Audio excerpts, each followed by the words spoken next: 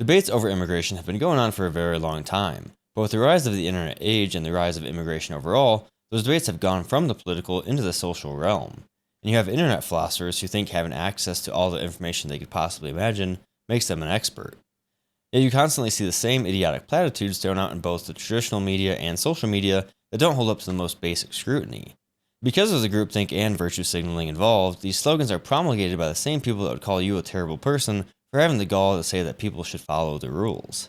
And it's amazing how so many people are incapable of understanding how immigration has changed in recent decades. First, in order to have immigration, you have to have a state with clear borders. Otherwise, it's just open territory, the Wild West. This is why historians don't call European settlers immigrants, because immigrant is a legal term used to denote someone who is allowed into a sovereign state, which didn't exist in the Americas until the American Revolution. From that point until around World War II, the US had pretty relaxed immigration because of the desire to expand westward, the building of industry, and the lack of welfare or government services. But that didn't mean that we just let everyone in. People seemed to think that Ellis Island was this place where people arrived, signed their name, and came on in. But in reality, there's a reason why it was called both the Island of Hope and the Island of Tears. Governments have zero obligation to anyone outside of their citizens. That is who they're beholden to. That doesn't mean that they can't or shouldn't do anything good in the world outside of their borders, but just means that they're not obligated to. The same goes for immigration. The government has no obligation to allow anyone into the country. The first priority of every government in the world is to improve the lives of the people living in their country, the people who elect them. This means that, strictly speaking, governments have a higher obligation to strongly vet people applying to immigrate, to ensure that those people will improve the lives of current citizens, which is a much more complex metric than most people think of. It's not just about cultural benefits, cuisine, music, the appearance of goodwill, or raw tax revenue. It's about the driving down of wages, the rapid imbalance of housing demand, the clash of values between communities, and decrease in the unified sense of national identity and values.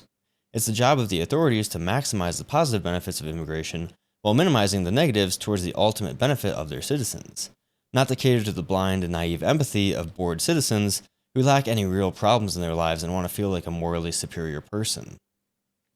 Contrary to what many people on the stolen land side of the aisle may say, which is crazy because how can land be stolen if nobody owns it, is that the United States and all other countries are private property. It's private property owned by citizens.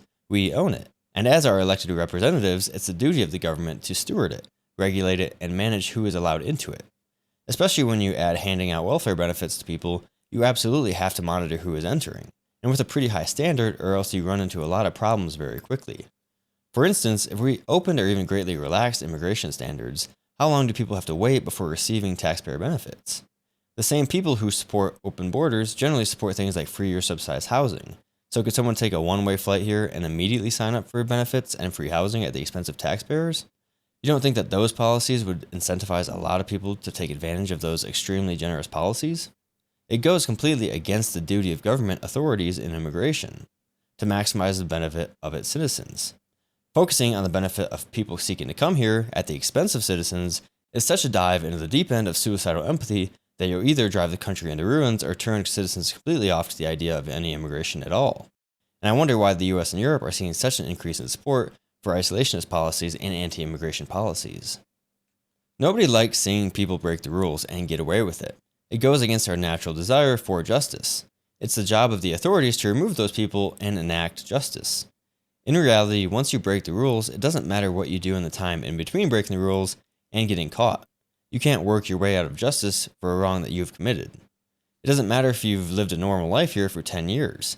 If that person entered unlawfully, without authorization, every day that's been spent here has been spent in violation of the law. So those people are no more immune from justice than people who did the same just 10 days ago.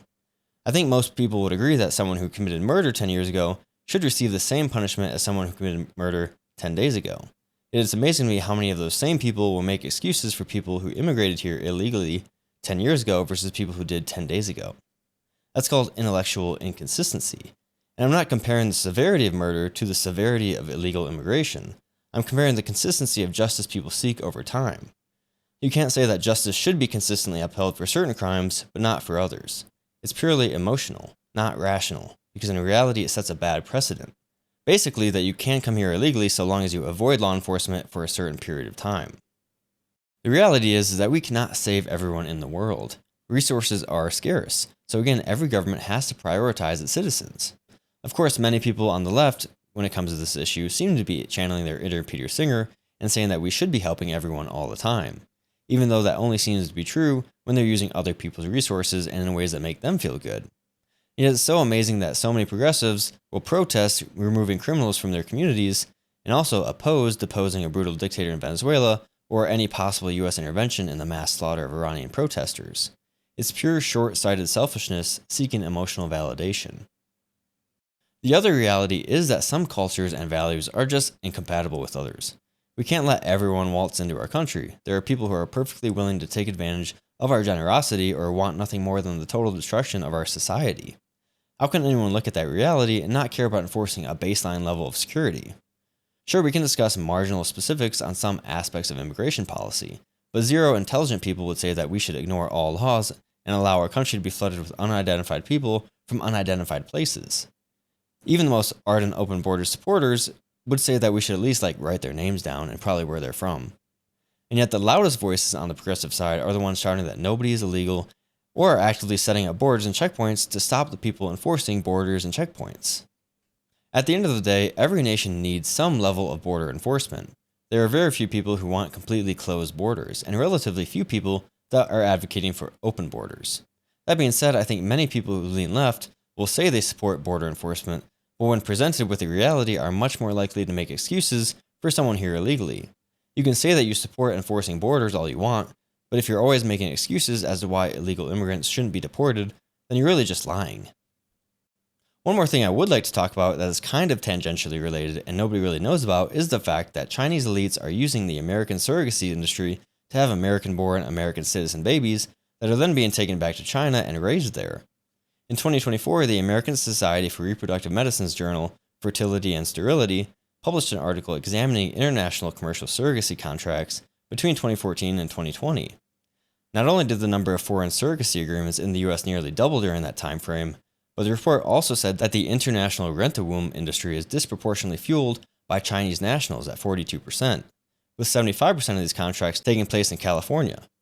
Salvatore Babones, who has studied this phenomenon extensively at the University of Sydney, says that up to 100,000 Chinese babies are being born in the US every year before being taken back to China, with US citizenship, between 800,000 and 1.5 million in total.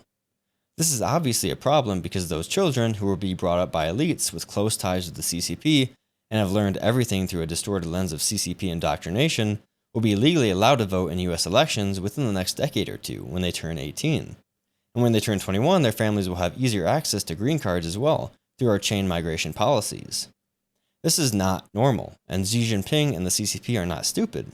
If they can alter US voting demographics in a way that is more favorable to their interests, they will. And adding potentially 1.5 million voters to the US elections certainly has that effect. Thank you for watching. Let me know what you think down in the comments. If you enjoyed, don't forget to like and subscribe, and I'll see you in the next one.